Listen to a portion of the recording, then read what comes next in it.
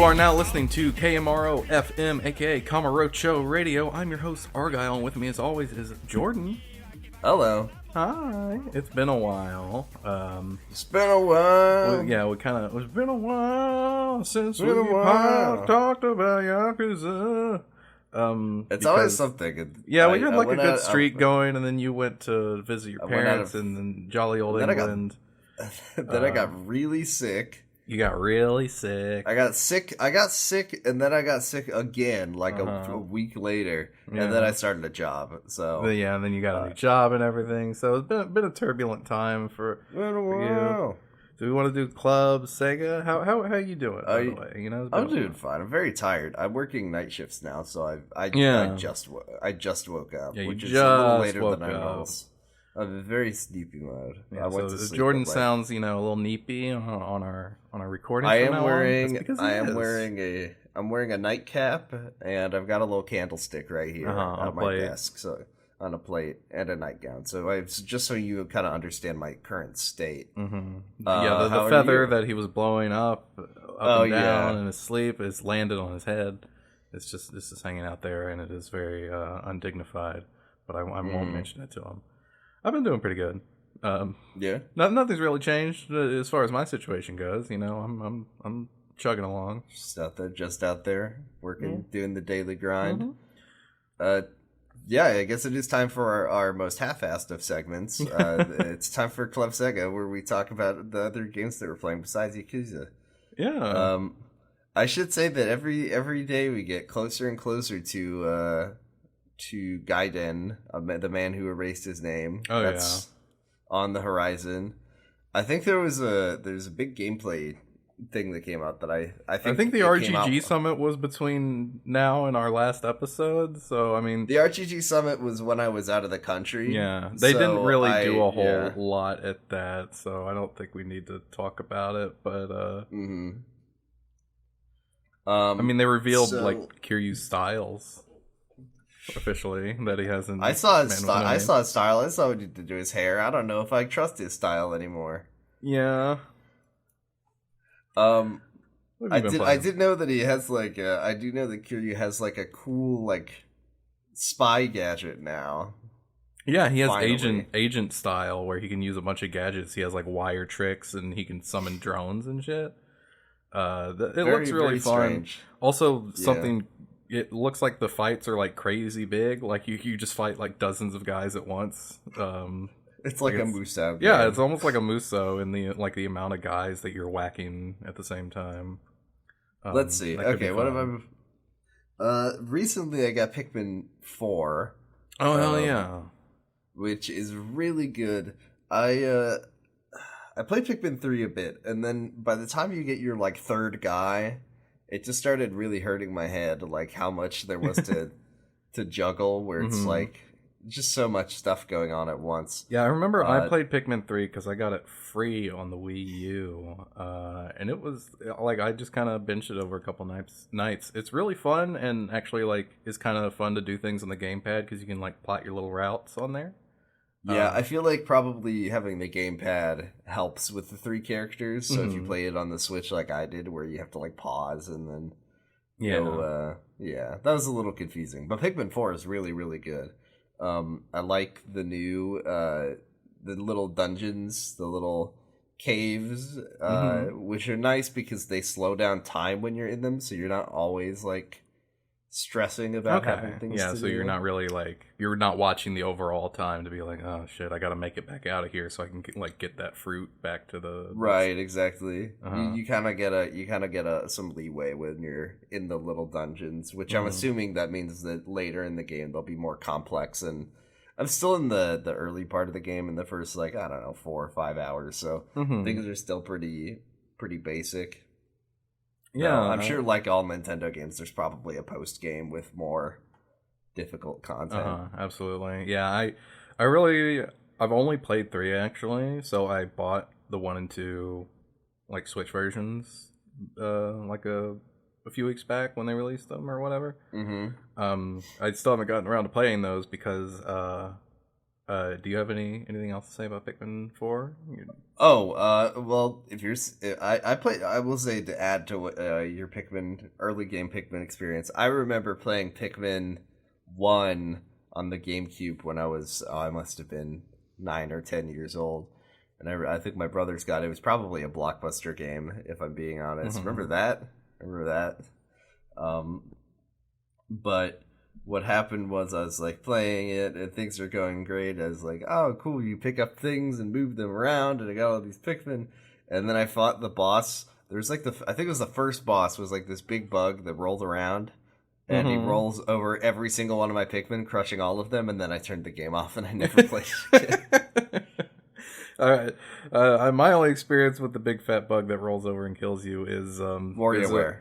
WarioWare, yeah, it's WarioWare. Yes! Smooth Moves. WarioWare Smooth Moves. Yeah, I think it's the one where you hold the Wiimote between your two fingers and you have to roll it over to crush all the Pikmin. That was I love because that was sort of the 9-volt levels. Because if you don't know WarioWare, I always love the 9-volt levels. Yeah. The 9-volts are like retro games, but because it was Smooth Moves for the Wii, the retro games were the GameCube generation. Yeah, so you had like a Wind Waker one, you had Pikmin. Yeah, that was so wild. Mm-hmm. That was always so it was crazy. Okay, what have you been playing that you haven't been playing Pikmin? Ghost Trick. Explain yourself. Oh, I need to play that. So Ghost Trick Phantom Detective. They released the remaster on the Switch a few weeks ago.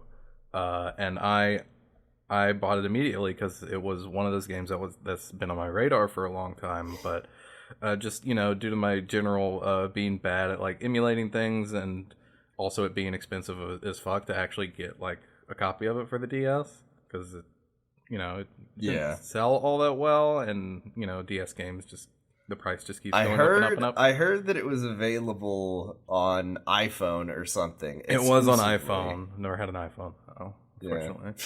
Very cool. Very cool that it was on iPhone only. Yeah. I'd never been able to play it before, so I was very excited when they announced the remaster. It's an extremely good game. It is everything that people say it is and more. It's extremely fun.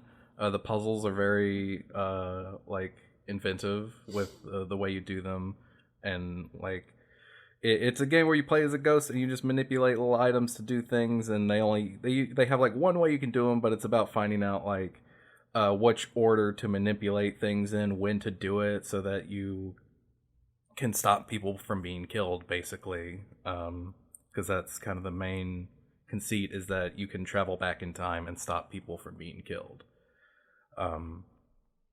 And the plot and mystery is very well set up and executed.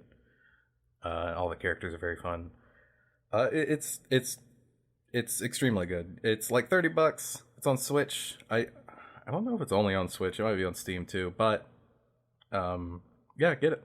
Get that fucking game. Play it. Oh, I have a couple more games because I'm just a heads up. This is we have some side content today, but this is an extremely short chapter. Mm-hmm. Like what is it, like 10 minutes long? Yeah, it's like 10 minutes long. It's nothing. So what we will be doing is the Nair sub story as well. But I do have a couple other games I've been playing since we've been off for so long. The first one I want to talk about is very self-indulgent. It's a game that nobody needs to play, but I fucking love it now. I'm obsessed with it, which is Pathologic. Oh, yeah. So maybe you've seen H Bomber Guy's video about it. I have not actually watched that one. Yeah, well, I'm not saying you. I know. Listeners have seen. Maybe some of you have seen. There's a couple good videos about it. H Bomber Guy made one. There's a YouTuber, Salmatul, who made a good video about Pathologic. It's a Russian survival. Not really a survival horror. It's more like a survival game about a town that's being hit with a horrible plague. You play as one of 3 characters, and most of the game is just kind of managing meters and walking around and engaging with a really good story. It's kind of a really unpleasant game to play. Like, it's not very fun. It's not like traditionally fun, But my thing is like if you like Morrowind, you'll like Pathologic because they're very similar in the sense that it's all about walking slowly and learning about a weird culture. So yeah, and that you was do my famously shit. love Morrowind. I fucking love Morrowind so much, dude.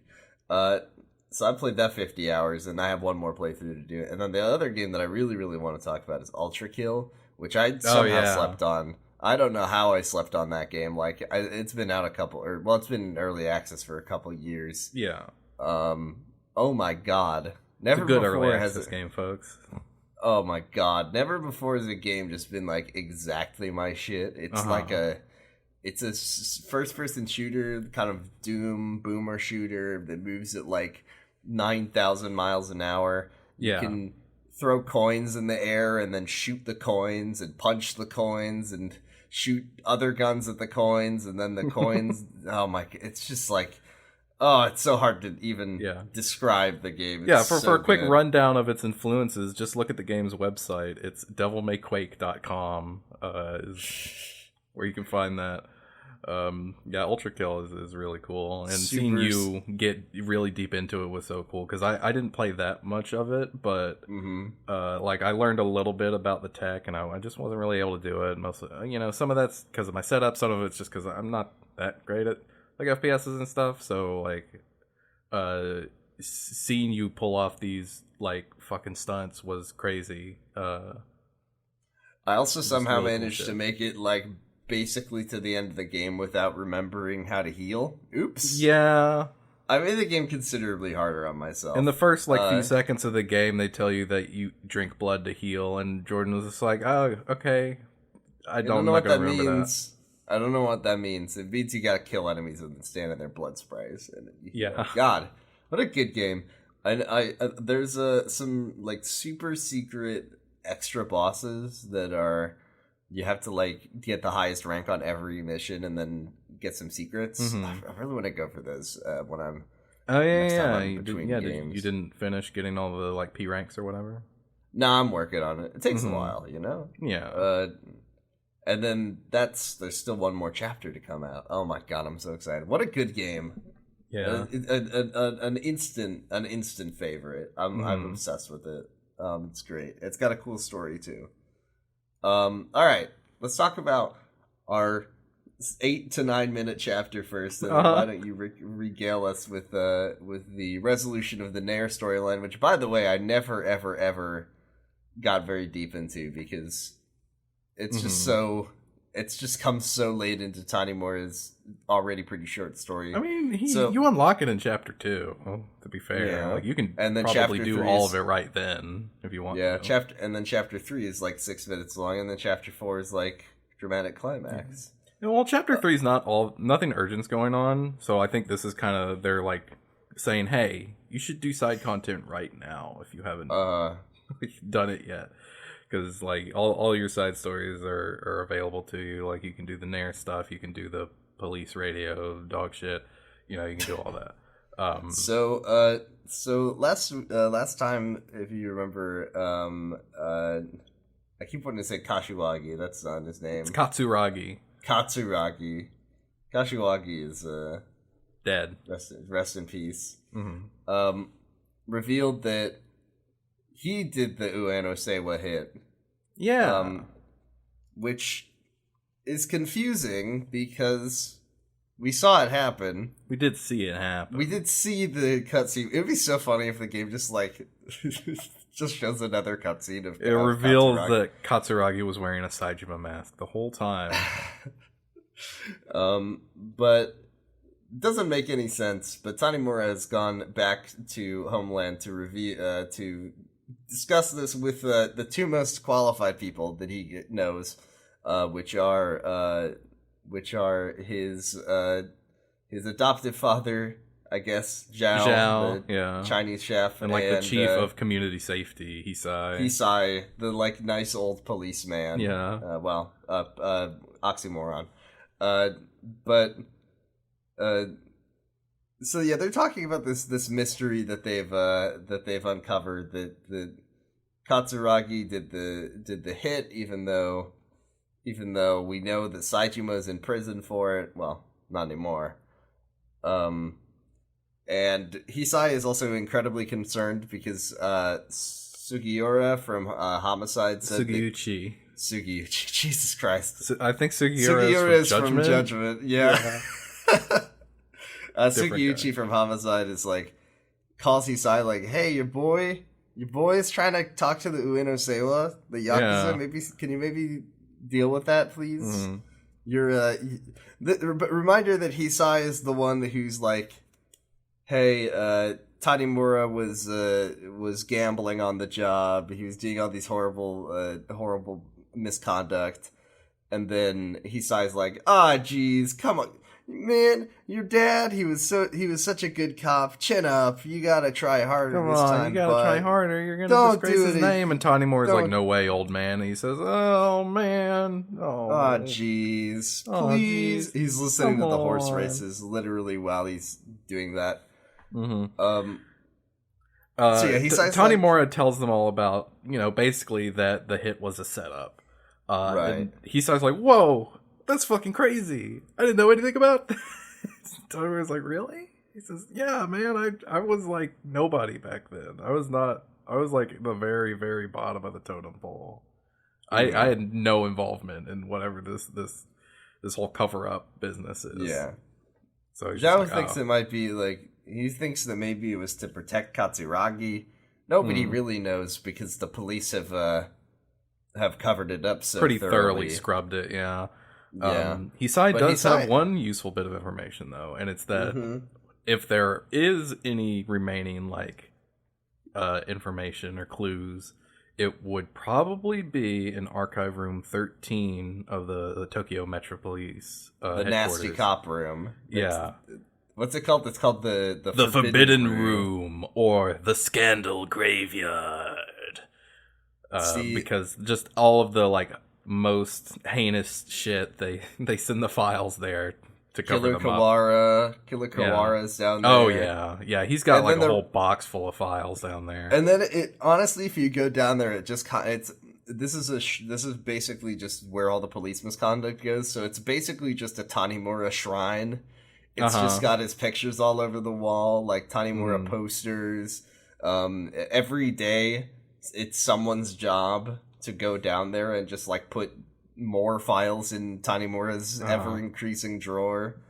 But maybe somewhere among all of that, there will be something about the Ueno Seiwa hit. Mm-hmm. So he signs well, you can't just walk in there, you're like a rookie.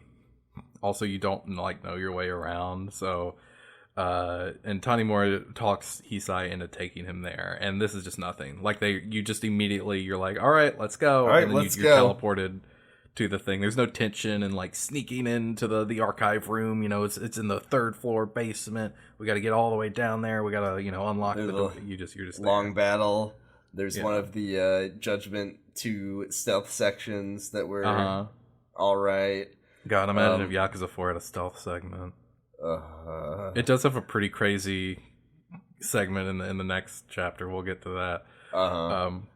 I like this room because I'm pretty sure it's the same room from Yakuza 2, maybe. I'm not sure. It looks exactly like the room where Kiryu does the funny gif where he slams on the table. Oh yeah, is this the same place? That's a good point. I didn't think about that.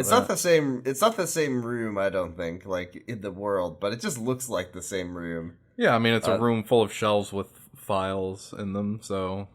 I feel like when you exit this room, you have to slam the door. It's like a tradition now. You have to be angry about it. I think you can peruse the files, but if you find the right one, it takes... He doesn't say anything interesting. He doesn't... Right. It's not like, oh, well, this one is about, a guy who was...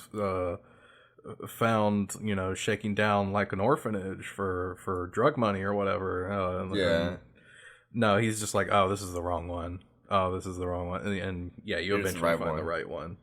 And it has some information with stuff we already know. It says the 20 dudes, including Ueno, died in 1985 around noon. He had just gotten out of prison at a ramen shop. Only 2 survived. Saijima was the one who did that. Did the hit, and he had 6 revolvers or whatever.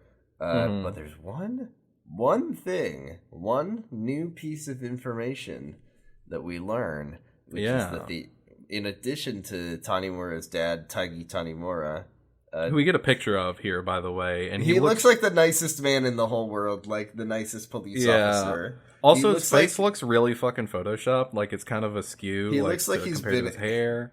He's been airbrushed. I looked it up on the wiki to see if did they change his face from the original to the remaster? No, he's just always had that face. He always looked. He looks like weird. He looks like they tried to rebrand Date for a youthful generation. Like they try to make a nicer, softer Date. Yeah, this one's like a good father. Well, I love my daughter. I always have toilet paper. But in addition to I don't abuse my helicopter privileges to go to the Krispy Kreme anytime I want. I wish that Taigi Tanimura was spelled Tigey and he was wearing a tiger mask, like the professional wrestler.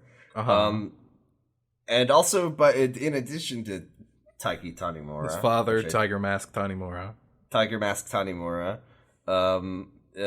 Sugiyuchi, who we just mentioned, was also investigating this, and he never mentioned it in all the years, which is suspicious. A little bit. Seems a little suspicious. Definitely raises an eyebrow. So Tanimura is like, interesting. He tells Hisai, and then he slams on the desk, and then he slams the door on the way out, as his basement tradition. And then they go back out of the taxi, and Tanimura, you think there's going to be more content? You think maybe, I should go confront Sugiyuchi? He says, okay, it's been a long day. Time to go back to Homeland. Go back to Homeland and get some rest. And yeah, if you do that, you go there and you're like, all right, time to get some rest. And the chapter ends. Chapter. I have no idea what happened here. I don't know. You think there'd be some guys there? You got fight. No fighting. I think this might be one of the only chapters.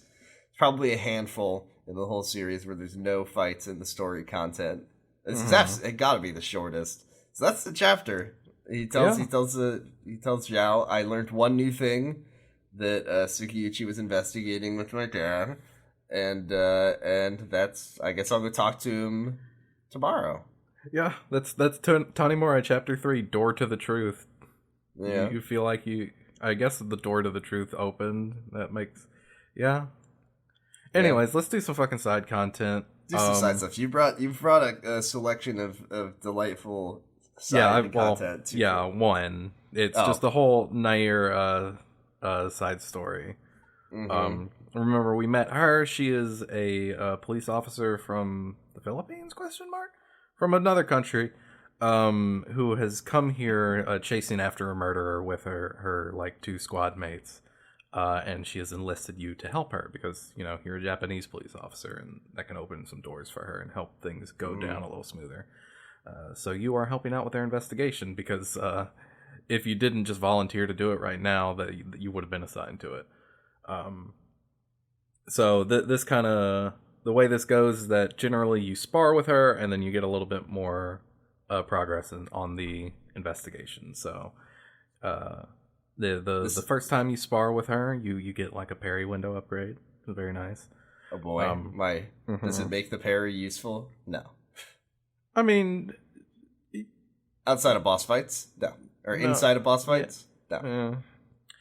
Anyways, then her partner Marcos rushes in, and he saw the perp, whose name is GG, at a nearby club that foreigners like to frequent. Now, can you guess what GG stands for? I was thinking of the cat from Kiki's Delivery Service, but if it's GG. It's the letters G. It's the letter G and the letter G. Well, I know what it means. It means good game and video game terminology. He's a gamer. Yeah, it stands for good game. When Tanimura asks, that's what they say. Does he have a partner named TYFP? TYFT, thank you for train. Yeah, we're going on the hunt train tonight, boys. 07. We're going to kill innocent families and steal all their money. No, his name is GG. It stands for good game, as a way of like mocking his victims, they say. He's a gamer serial killer. Yeah, basically. Also, so he's like a professional assassin, to be clear. He's not just a serial killer. They identified this man because he's in a bar yelling, "I'm GG." Yeah, he's drunk and he's like, "I'm GG. I'm GG. I did it. I did it. I'm GG." I also want to point out, remember how last time when we talked about Nair, I said that whenever the cop that was also in that scene was talking, that Nair's lip flaps were moving and the cops weren't? Yeah. That happens in every fucking scene in the side Jesus story. Christ. Every time that, like, Tanimura and Nair and someone else are in a scene, when Tanimura talks, his lip flaps move. When Nair talks, her lip flaps move. But when the other person or people talk, Nair's lip flaps move then too. She's just, it's a bad habit. She mouths the words along with other people. They're all very good ventriloquists and she's just playing along. They're all throwing their voice to her. Right. Nobody in this game, nobody in the Tanimura storyline is actually talking. It's all just Nair doing ventriloquism. Yeah. Mm-hmm. So yeah, Marcos walks in and Nair says what Marcos wanted to say for him. So yeah, this guy is just yelling "I'm GG" at a bar, and while that's incredibly suspicious and doesn't seem like much of a lead, it's a lead. So Marcos is gonna go and look into that. You ask Nair, like, "Hey, what's up with this like GG guy? Like, what did he do that made y'all like chase him across, to a foreign country?" And she says that he murdered a whole family and stole their money, and he 2 parents and their son, and he murdered them in such a gruesome way and like mangled their bodies. They were just unrecognizable afterwards. So this guy's a real fucking sicko, freak. Yeah, and then Tanimura's like, well, what if he had like a really bad grudge? Maybe they deserved it. Have you ever considered maybe the family had bad vibes or just unpleasant to be around? And there's like, from my unique perspective, we will find that maybe there is more to this story than meets the eye. Thank you, Tanimura. But yeah, he says, have you ever considered if they had bad vibes? And Nair says, no. They did not only did he do a murder, he did a murder so bad that you couldn't even recognize the bodies. Yeah. So fucked up. Yeah. And Tanimura says, oh, okay. So you knew them, right? They were like your family? And she says, yeah. Yeah, they were my family. That was my parents and my brother. And I was like out of the house. I was at a friend's house at the time, and that's why I wasn't also killed and mangled. So that with that you double down and we got to catch this fucker. And you spar with her again. This gives you Essence of Seizing, which is you like steal a bat or like a pipe from someone. It's a classic. Marco shows back up, and he mentions that he has befriended an interpreter who's been helping him out, like speak to like Japanese people. He was at this bar that generally foreigners go to, and usually when foreigners go to a bar that other foreigners are at, they kind of open up a little bit. They're looking for other people who speak their language to talk to, but apparently this guy was not. This guy who says he was GG. And they suspect that he was only there to meet someone else in the first place. It was a rendezvous. And they think that the reason he did start yelling, I'm GG, is because he just sat there for so long and got so many drinks. He just got drunk off his ass and started yelling because he's not good at like composing himself while under the influence. So that's great. Seems like a really good he's a really good criminal mastermind. They also have another friend named Garcia who's here. You like never see him, but he's like taking care of some business at the embassy or whatever, and they haven't seen him in a while. Anyways, nothing to worry about. And then we also learned that Marcos was a friend of Nair's brother, and that he was like kind of why Marcos became a police officer in the first place, and Marcos helped Nair become a police officer so that they could catch her brother's murderer together. So this is going back a long ways. This is years and years in the making. They've been tracking this guy across the country. And now they're gonna let Tanimura help out. Yeah. Well, yeah, they need a Japanese cop here to help. So you spar with her again, and you don't get anything. You don't unlock anything. You unlock a new discipline and concentration. Ooh, Does everything need to be so transactional with you? Is everything you need to get a little prize every time you do anything in life? I do. I'm going to the person who teaches me new moves. I want to learn a new move whenever I do the training session. You go to the gym and you lift a weight, and then it's like, now I can throw a baseball harder at a person. I can throw a baseball at 90 miles an hour now and break this person's skull open. That's how it works. If you lift enough weights, you know how to throw a 90-mile-an-hour fastball. Yeah, it works like that. Yeah, you don't learn anything, and you don't get any new information about the GG case. So Nair is just like, I don't fucking know, man. Just like go out there and you listen to your police scanner to see if like maybe a case related to the GG one pops up.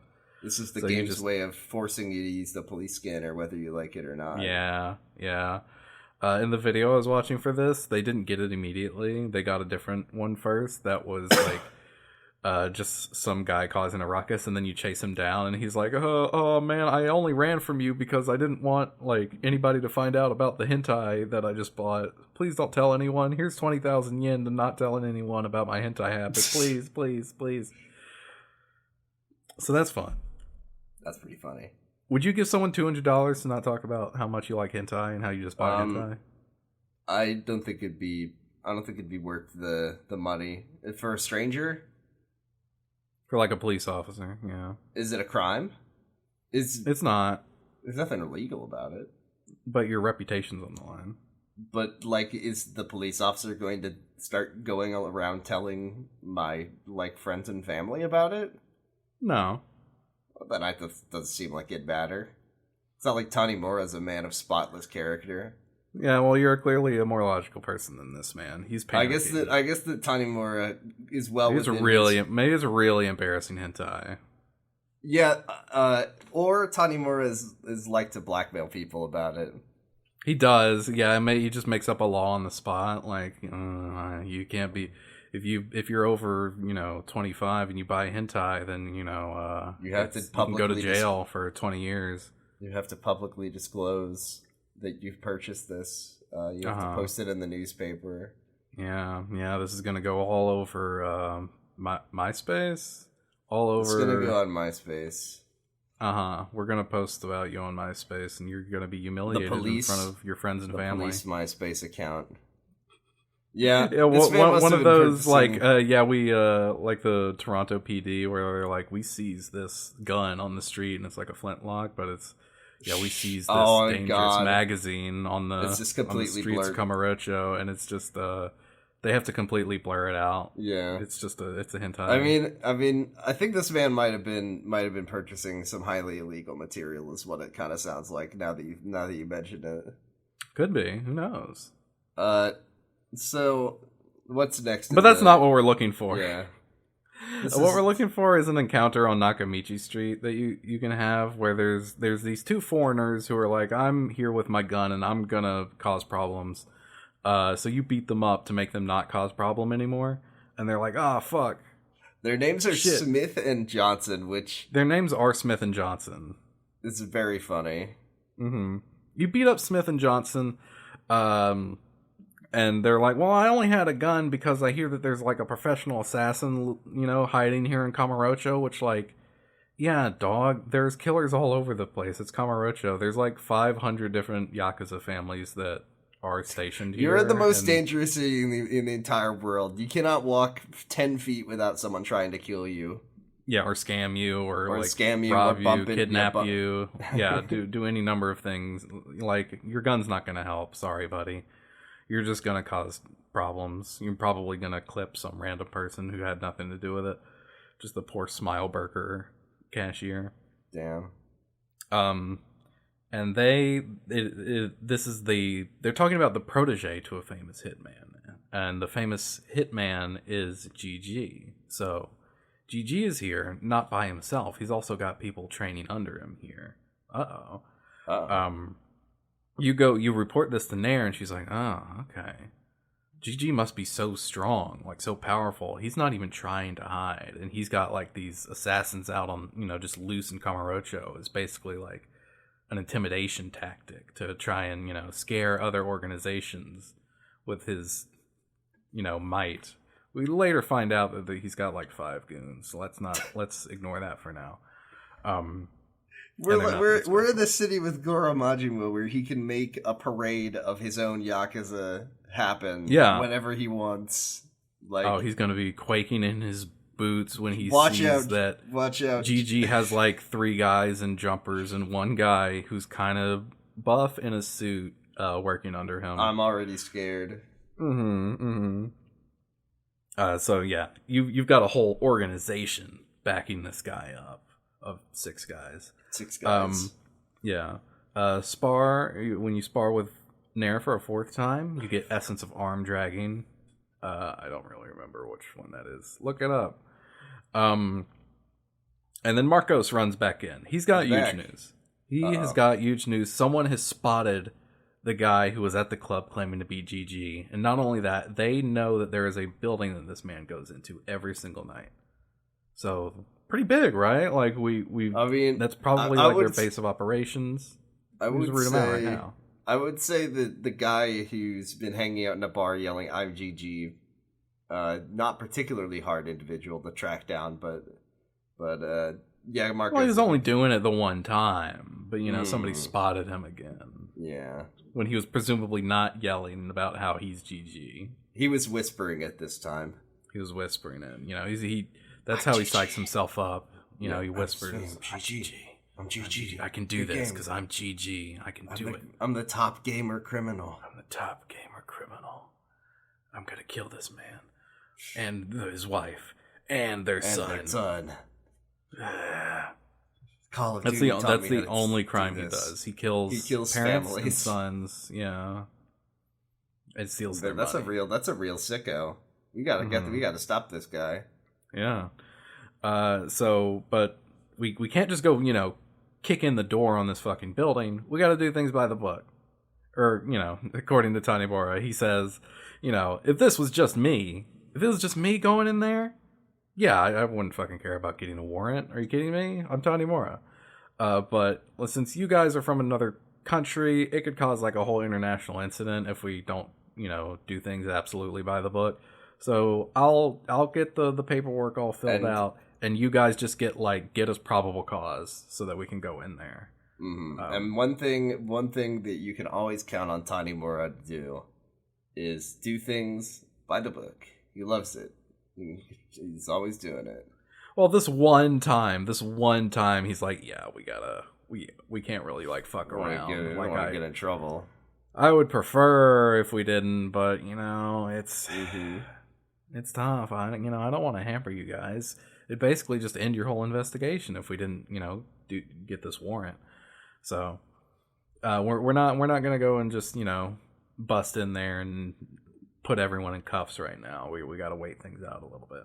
Mm-hmm. So Marcos is gonna go get try and get us some evidence that this is where this criminal is hiding out, and Nair is going to continue to try and get in touch with Garcia. They still haven't heard from him. Marcos gives Nair a cell phone to give to him, and Tanimura's like, wow, a prepaid phone. I didn't know you could still get those. And Marcos says, yeah, if you know where to look, you can still get a prepaid phone. I can get, what, like at CVS? Maybe they're really hard to get in Japan? I don't know. Yeah, could be. I think it's particularly hard to get a prepaid phone. Yeah, but nobody knows where the fuck Garcia is. It's been like a few days or whatever. Where is Garcia? It doesn't matter. The 5th sparring session gets you release throw. Very nice. You can just get out of somebody's grab by pressing circle and you throw them yourself. Mm-hmm. Very good move to have. And this starts off, Nair is just immediately wondering about what the fuck's going on with Garcia. Nobody's heard from him. Thankfully, Tanimura is able to just put in a call to check on him because he's a policeman and he can do that. So the people at the embassy say that apparently Garcia was there, right? He filed some papers and he left, and he hasn't been seen since, and that was like days ago. So Tanimura is like, shit. Well, I don't know.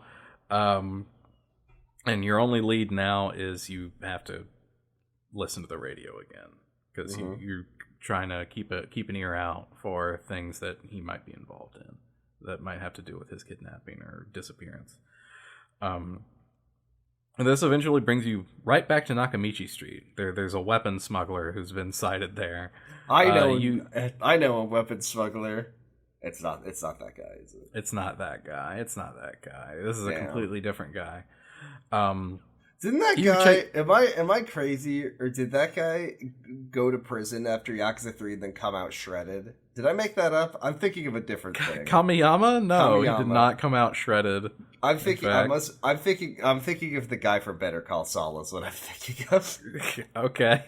There's a guy in Better Call Saul that happens but wouldn't it not be so funny if Kamiyama was just like jacked in this game? Yeah, he has the exact same face and head, but it's just on like one of the like a shredded body, and he's shirtless all the time. That would be pretty funny. He's got a Gary Buster Holmes type build now. Yeah, I was thinking Gary Buster Holmes. So no, this is not Kamiyama, and he's not jacked either way. Damn. You chase him into an alleyway and beat him up to stop him. And he's like, okay, fine. I'll go with you, but I need you to protect me. Because this GG guy is not looking like he is not going to let any loose ends just, go. So you got to protect me. I'll give you some information. I don't really know anything about GG. He just contacted me. He bought my services. He wanted a bunch of guns, like a fuckload of them, and a helicopter. That's all I know. Things that are normal to want and possible to attain.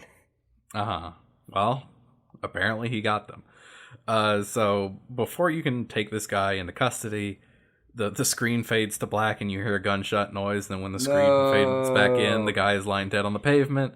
He's been shot. I love the like low rent version of the Yakuza cutscene where a person gets shot from off screen, but it's always funny when something like this happens in a sub story, like if somebody needs to get punched or shot or whatever. They can't animate it. Yeah, that's great. Yeah. So this man's dead. He's just dead immediately. All right. You head back to Nair and you tell her about what happened. And she's like, "Oh, okay, a helicopter. Well, I mean, it's probably pretty hard to hide one of those, so we'll just keep an eye out for that, I guess." And then a bunch of goons bust in. They work for GG, and they're here to fucking silence you. Not GG's boys. Not GG's boys. They easily beat you up. Wait, no, other way around. Reverse it. You easily beat them up. They don't stand a chance. As it turns out, his group of like highly trained assassins is about as good at fighting as any street goon that you would meet, with maybe slightly more health. They have the same fighting styles and everything. They don't really have like special, like they don't have like an assassin moveset. None of them do really. Mm-hmm. Then when you beat them up, Nair gets a call from Marcos, and Marcos reveals that this was all a trap. To capture them. Not Marcos didn't betray you. He just found this out. The interpreter, the guy being drunk and yelling that he's GG at the bar, all of it. It was a setup to trap all of them and capture them. GG then takes the phone and speaks to you himself. He tells Nair to stop the investigation, or Marcos and Garcia, they're gonna get it. They're gonna fucking die. Not Marcos and Garcia. Not my Garcia. Favorite Yakuza characters. The guy who you have not seen at all yet. Maybe will not see. If you ever hope to see what Garcia looks like, stop investigating me. If you want to see Garcia's beautiful face again, get out of here. I heard that he's facial captured by a famous person. Bet you want to see which one. Yeah. Well, which famous like martial artist supplied their face for him? Which member of SMAP is playing the Garcia? Oh my god! They got someone from SMAP. They got someone from SMAP to play this MF. For one, they basically pulled a picture of him off the internet. Because I mean, it's not like he's. They did the NBA 2K, just apply a JPEG to a 3D model technology. And that's why you can't get Yakuza 4 on Steam. Look it up. Check it. Definitely true. Yeah. Nair won't back down, though. She knows that Marcos would want her to keep pushing forward on this, even if it gets him killed, obviously. So, your only lead, of course, being that building on Pink Street, you both head out. You know, although that I would also be incredibly suspicious of that, because it seems like that would also be just a trap. I've lured you into a trap. Now please come to this building. I promise it's not a trap. Yeah, you go there, you beat up 2 goons to get in the door, and then upstairs there's like a bigger goon. He's kind of buff and he's wearing a suit and sunglasses, but he's not like tough or anything, and he doesn't have like a special. He has like a kind of a martial artist moveset, but he's not. And really his name, I do have to point out that his name is Serene Man, his name is Serene Man, which I don't understand. When you actually fight him, his health bar says assassin. I see, but is in the dialogue text. This is a Serene Man. Yes, he is smiling serenely at you and saying, "Haha, I am not GG. You will never get to him because I'll kill you right here. I'm so serene because I know you'll never reach my boss." And then you throw every piece of furniture at his head, and he dies. Ow! Ow! Ow! Ow! Ow! Ow, ow, ow, ow, ow. And then you discover that there's a note next to the phone, thankfully, that tells you exactly where and when they're going to get their gun and helicopter delivery. Which is to say, the roof of the Millennium Tower sometime The only place in the fucking city where you can land a helicopter textually. There are two buildings, actually, and I think one of them disappeared. Or, no. Yeah, wait, which game? It disappeared and then reappeared. Reappeared, yeah. So, but it is here in this game, that's right. Yes. It's back. So there's 2 places. So if one of them had gone to the Millennium Tower and one of them had gone to Kamurocho Hills, they would have found him. But okay. Well, the note says tower, helipad, and then like a time at night. So Tanimura's like, oh, okay, it's Millennium Tower at night on the roof. So you both just wait. You sit in this office building with Nair until it's time to go to the Millennium Tower, because you make awkward small talk with Nair. So how are you enjoying? How's your brother? Did he like play baseball? Oh God! Or anything? Do you like the food here? Are you enjoying Kamurocho? Yeah, have you gone out to see the sights? Maybe like... Do you want to go to the batting cage later? You want to maybe go play Mahjong? I'm really good at it. I could win a lot of money. Anyways, it's 7 o'clock. Let's go to the Millennium Tower now. So you go to the Millennium Tower. Oh, look, there's 6 guys. Yeah, there's 6 guys waiting for you in the lobby. You beat them up. You remember in Yakuza 0, there was that one... There was that one Omi Alliance henchman who just, like, gets a Band-Aid on his face after you beat him up. Like every time you beat him up, he gets an extra Band-Aid on his face. Do you remember that guy? It's during the Majima storyline, like in the first chapter. Oh, yeah, I remember him. I feel like these gang members should have the same thing happen, because it's clearly all the same guys. It's the same guys. They use the same models. Actually, whenever the guys come up to you when you're back in like the sparring room, one of them has the same model as the weapons dealer who got shot just 5 minutes ago. It's the same fucking guy. Also, what the fuck happened there? They also all have like Western style names, I guess. Or like, I have no idea what their names are supposed to be. Their names are like Freddy. There's one named DJ. They're just cool names. These are cool names for cool. These are cool guys. Cool names for professional killers like Freddy and Freddy. Smith. Watch out for Freddy. Well, actually, Smith wasn't a member of the group. Never mind. Randy? Freddy is. Randy. That's a cool name. That's a fucking cool name. You beat them up, and you go up the elevator to the helipad. They're dead for real, I promise. Yeah, and GG is waiting for you. It's a guy in a suit with a ponytail. And Nair's like, no, it couldn't be. No. And Tanimura's like, what? Huh? What happened? Huh? And Nair reveals, that's my brother. Wow. The whole time, GG was Nair's own brother. And Holy he killed their parents and took their massive fortune. Whoa. Wow, that's pretty fucked up. And I guess that when Nair said that their bodies were so disfigured they were unrecognizable, we were talking about like paste levels of maiming. If they didn't know that there was 2 bodies and not 3. Or maybe he made like a third fake one, you know? He did like a Maria Ross type situation. He killed just an unrelated child or something. Yeah. Yeah. Okay. Yeah. And GG, we never learn what his real name is. He's just called GG. He reveals, their parents, they owned an automotive factory, but that isn't how they got rich. They were actually in the weapon smuggling business. Wow. They were selling arms and munitions. So GG killed them, and he faked his own death so that he could have the money for himself and nobody would suspect a thing. He's a member of Black Monday. Dang. Oh, what if he was, though? That would have been pretty cool. That would have been neat. It's too bad that they'll never mention a cool like callback to the Black Monday incident.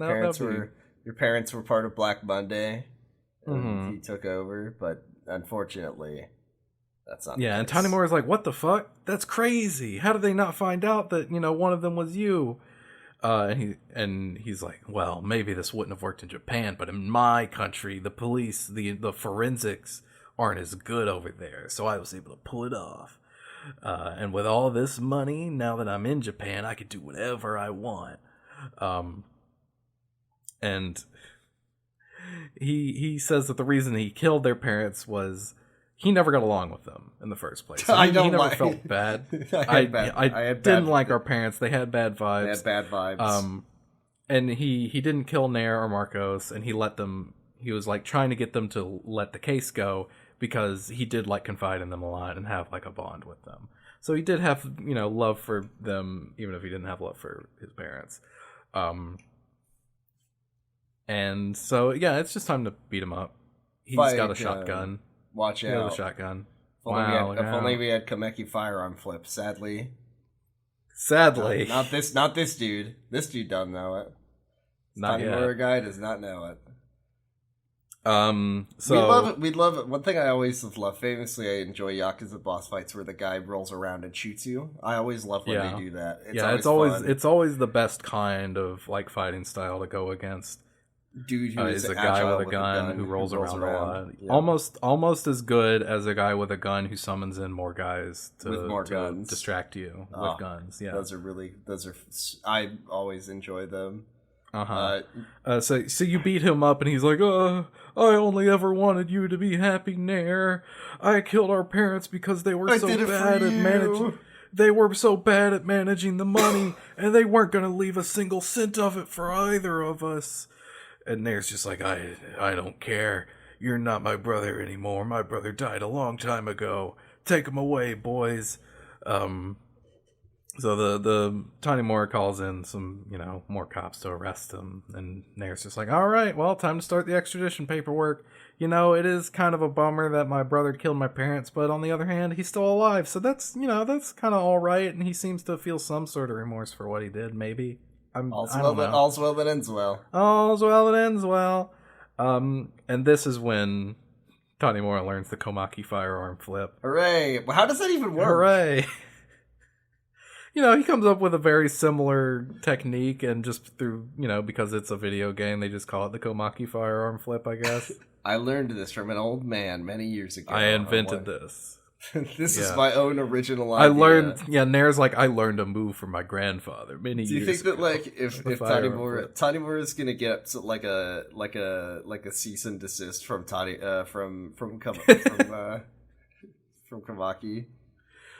I've heard from various sources. I heard you're using my move, the firearm flip, out on the streets without consulting with me first. The only people allowed to use the Komaki firearm flip are members of the Komaki School of Martial Arts, which you are not one of. That move is owned and copyrighted by Komaki LLC. You are in violation of international copyright law. Please cease and desist all use of Komaki firearm flip at this instant. And then Tanimura calls it like the Tanimura gun grab. Got him. Got his ass. Got his ass. Boom! This is fair use, you old bitch. I'm doing a parody of your move. This is what you look like. I flipped the This firearm. is what you look like when you're flipping the firearm. Hey, I'm an old ass man. I don't even know how old I am. Got him. Now I can. That's what you look like, dumbass. Now I can do whatever I want. So you say goodbye to Nair, and she promises that when she gets back to her home country, she'll send you a bunch of fresh fruit. I'm going to America to become a police officer. No! She's going back to her home country to continue to be a police officer. And get training from the greatest police in the world. In the United States. Los Angeles Police Department. LAPD with Police Chief Sayama. Wow. She really climbed that ladder. Girl boss. Hell yeah. Queen. Is that the end of Nair? That's the end of Nair's side story. Hooray. We've grown stronger and got some fresh fruit in the mail. Yeah, fresh fruit. You love fresh fruit. I love it. Well, that's the end of this very short chapter. We did manage to fill the time. Thank you, Argyle. Yeah, Tanimura then goes back to Homeland and lays down to bed, and that's the end of the chapter. Wow, what a day I've had. What a day. I guess tomorrow I'll go talk to Sugiura. Nope. Sugiuchi. I was like, there it is again. Well, he was friends with Sugiura. I wish he was friends with Sugiura. Sugiura is a cool dude. Sugiura is probably like a teenager. Sugiura is probably in elementary school right now. That is a young boy. Next time we will be talking about chapter. What's it called? Chapter 4, As a Detective? Is that right? Chapter 4, A Detective's Honor. It's different in the remaster. I think last time I probably said that because it's hard to find a Door to Truth on its own because it's so short. Let's see, but before we sign off for this time, let's check our Dolce to postcard. I think we have one. Do we? I think so. Oh, sure. Oh, God. Actually, we don't. This is like a thing. This is like a prompt from Dan for us to watch the story trailer for Yakuza 4. Do we want to do that? I don't know.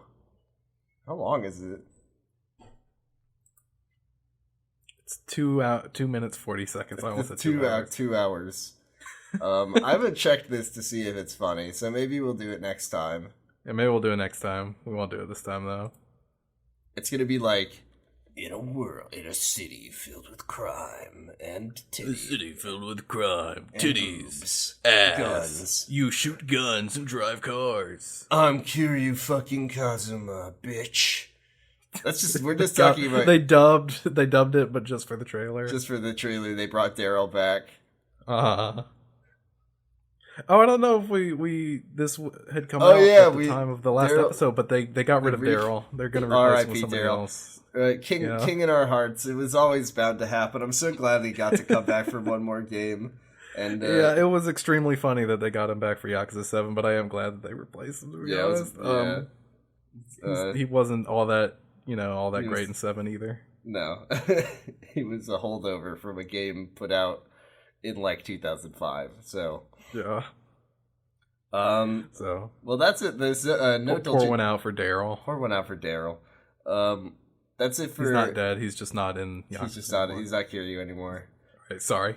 But he will always be the one who acted opposite Mark Hamill in a role that he doesn't remember doing. True. If you do have a question for us, you could leave it in the Dolce to Postcard channel, and we'll get to it. when we get to it. Yeah. Thank you all very much for listening to Kamurocho Radio. You can find all of our episodes at x.com/Kamurocho Radio, or you can find us on Tumblr at tumblr.com/Kamurocho Radio. You can find me. I don't know if you even post there. Me? I made that Tumblr like 1 episode ago, so it's a relatively new development. You can find me on x.com/ You can find me on twitter.com/BradipusRex for now until the website is unusable. And then you can find me on tumblr.com/Kiwami Breakfast. You better fucking know how to spell that one. Argyle, where can we find you? You can find me on Twitter at Argyle_Funk. Yeah, I'll be on Twitter until the fucking wheels fall off. I don't really post there, but I look. I was gonna say you never post there. I never see you post there, buddy. You just go and you scroll and you say, "Hi, Elon. What have you done?" Yeah, I give my friends likes on their tweets. You know, I still get to see them. So my friends are posting there, so I'm gonna keep looking at it. I like to see what my friends are up to. And you can also listen to my Yu-Gi-Oh podcast. It's called Pod of Greed. That's POD of Greed. We're talking about Yu-Gi-Oh! 5Ds. It continues to be a rip-roaring good time. That show kind of slaps. Yu-Gi-Oh! Diners, drive-ins, dives, drugs, and duels. I didn't say you can also listen to my other show, Doctor Huh, where we watch a randomly selected episode of Doctor Who every week. And also, we watch a randomly selected Doctor Who Classic episode every other week on our Patreon. But I guess I don't know why I plugged that. Anyway, that's it for this week. We'll be back next time to finish up Tanimura's chapters with a detective something or other. Thank y'all very much for listening. And as always, Kiwami means extreme.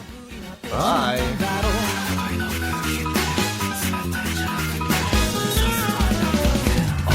Take a breath 深く吸い込んで全て吐き出して弱気なうぬぼれ小さなプライド何もかもそっぴり日差しの空がしらけてしまう前に踊ろう振りのないフリーダムな